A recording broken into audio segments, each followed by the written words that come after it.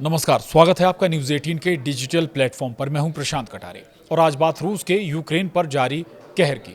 बताएंगे आपको आखिर रूस के निशाने पर अब यूक्रेन के कौन से शहर हैं और यूक्रेन के अलावा क्या कोई और देश भी आ गए हैं रूस के निशाने पर। अगर हाँ तो क्यों, और जेलेंस्की के सामने ऐसे हालातों में अब क्या विकल्प हैं। आखिर क्या ट्रंप जेलेंस्की की कोई मदद कर पाएंगे, बताएंगे विस्तार से। दरअसल रूस यूक्रेन युद्ध को खत्म करने की तमाम कोशिशों के बीच रूसी राष्ट्रपति व्लादिमीर पुतिन एक्शन मोड में दिखाई दे रहे हैं। उन्होंने न सिर्फ यूक्रेन बल्कि नाटो देशों को भी रूस की ताकत का ट्रेलर दिखा दिया है। कभी पोलैंड, कभी रोमानिया तो कभी एस्टोनिया के एयर स्पेस में रूसी ड्रोन, रॉकेट या फाइटर जेट दिखाई दे रहे हैं। ऐसे में यूक्रेनी राष्ट्रपति जेलेंस्की की उन्हें चिंता सता रही है कि अगर सही वक्त पर पश्चिमी देशों ने उन्हें जरूरी सहायता नहीं दी तो हालात काबू से बाहर हो जाएंगे। यूक्रेन के राष्ट्रपति वोलोदिमीर जेलेंस्की यूनाइटेड नेशंस की जनरल असेंबली में हिस्सा लेने अमेरिका पहुंचेंगे, जहां वे एक बार फिर डोनाल्ड ट्रंप से अलग से मुलाकात करेंगे। दोनों नेताओं की मुलाकात तब हो रही है जब पुतिन ने हफ्ते भर में यूक्रेन में धड़ाधड़ बम गोले दागे हैं। जेलेंस्की चाहते हैं कि अब अमेरिका और यूरोप की ओर से रूस पर प्रतिबंध बढ़ाए जाएं ताकि उस पर सुलह समझौते का दबाव बढ़े। इधर जेलेंस्की वैसे तो यूनाइटेड नेशंस की जनरल असेंबली में हिस्सा लेने न्यूयॉर्क में होंगे, लेकिन उनका एजेंडा कुछ और भी है। वे एक बार फिर अमेरिकी राष्ट्रपति डोनाल्ड ट्रंप से मुलाकात करने वाले हैं और इस बार उनका एजेंडा रूस पर सेकेंडरी सैंक्शंस का दबाव डलवाना होगा। एक महीने पहले दोनों देशों के नेताओं की मुलाकात हुई थी, जिसमें रूस के साथ समझौते को लेकर बात हुई थी। इसके तुरंत बाद रूसी राष्ट्रपति पुतिन ने यूक्रेन की राजधानी कीव पर हमले बढ़ा दिए। उनका दायरा कीव के आगे पोलैंड, रोमानिया और एस्टोनिया तक बढ़ गया है, जहां रूसी विमान और ड्रोन चक्कर काटते दिखाई दिए।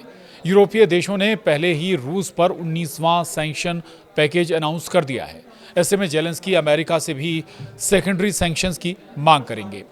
तो दूसरी ओर पुतिन है कि अभी भी मानने को तैयार नहीं है। जेलेंस्की के दौरे से हफ्ते भर पहले ही रूस ने यूक्रेन को बारूद से पाट दिया। पिछले 7 दिनों की बात करें तो रूस के 1150 ड्रोन, 1400 गाइडेड एरियल बम और करीब 40 मिसाइलें यूक्रेन के अलग अलग हिस्सों में तबाही मचा चुकी हैं। इनमें से एक हमले में रूस ने रात भर में ही यूक्रेन पर 580 ड्रोन और 40 मिसाइलें दागी थीं, जो रूस के कुछ सबसे बड़े हमलों में से एक था। इससे यूक्रेन की राजधानी से लेकर अलग अलग हिस्सों में भारी तबाही हुई है। ऐसे में जेलेंस्की चाहते हैं कि इस युद्ध का कुछ तो हल निकले।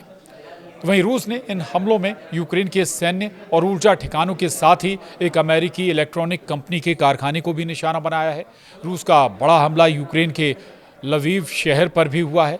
इस बीच यूक्रेन के राष्ट्रपति वोलोदिमीर जेलेंस्की ने कहा है कि रूसी राष्ट्रपति व्लादिमीर पुतिन को वार्ता की टेबल पर लाने में अमेरिका मदद करे। वहीं यूक्रेन के एक बड़े गैस ठिकाने को भी निशाना बनाया गया।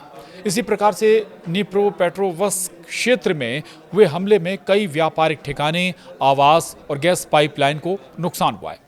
पश्चिमी यूक्रेन के एक बड़े गैस ठिकाने को भी निशाना बनाया गया है। उसमें ठंडक के मौसम के लिए गैस का भंडारण किया जा रहा था। बता दें कि इसके अलावा ज़मीनी लड़ाई में पूर्वी यूक्रेन के कई सीमावर्ती गांव भी रूस के कब्जे में आ गए हैं, जबकि यूक्रेन ने कहा कि ताज़ा हमलों में उसने रूस की एक ऑयल रिफाइनरी, ड्रोन के भंडारण वाले स्थान और तेल भंडारण को निशाना बनाकर उसे भारी नुकसान पहुंचाया है। इधर रूस का कहना है कि राष्ट्रपति पुतिन यूक्रेनी राष्ट्रपति जेलेंस्की से मिलने के लिए तैयार हैं, लेकिन यूक्रेन अमेरिकी राष्ट्रपति ट्रंप के शांति प्रयासों को कमजोर करने में लगा है। उधर रूस को रोकने का कोई फॉर्मूला ना तो अब ट्रंप को नजर आ रहा है, ना ही यूरोपियन यूनियन को, और ना ही जेलेंस्की के पास कोई विकल्प है अब। ऐसे में रूस की मार से जेलेंस्की फिर ट्रंप की शरण में पहुंचने वाले हैं, लेकिन ट्रंप कोई बड़ी राहत जेलेंस्की को देंगे, इसकी भी गुंजाइश कम ही नजर आ रही है। तो आज के लिए इतना ही। नमस्कार।